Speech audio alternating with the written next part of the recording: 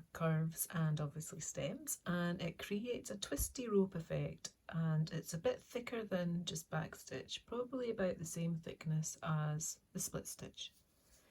And I've got here, start is the same as all my other stitches, got the knot in the back, and I just want to take my needle and thread a stitch length ahead.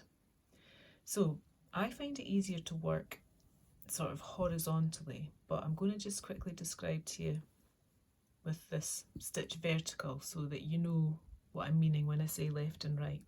Because what you do with this stitch is once you've done your first stitch, you return your needle halfway back along and you bring it out on the left hand side, like so. And then what you want to do is keep your thread to the right hand side and take your needle a stitch length ahead, and then you are going to return it back halfway back along that stitch, and you are bringing it out on the left hand side.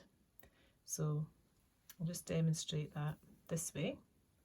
So I'm taking my needle halfway, which takes me to the end of that first stitch, and I'm making sure that my needle is going to be brought out on the left hand side.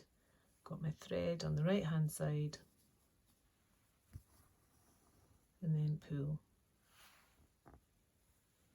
So to continue, stitch length ahead, return the needle back, it's been brought out on the left hand side, needle on the right hand, thread on the right hand side,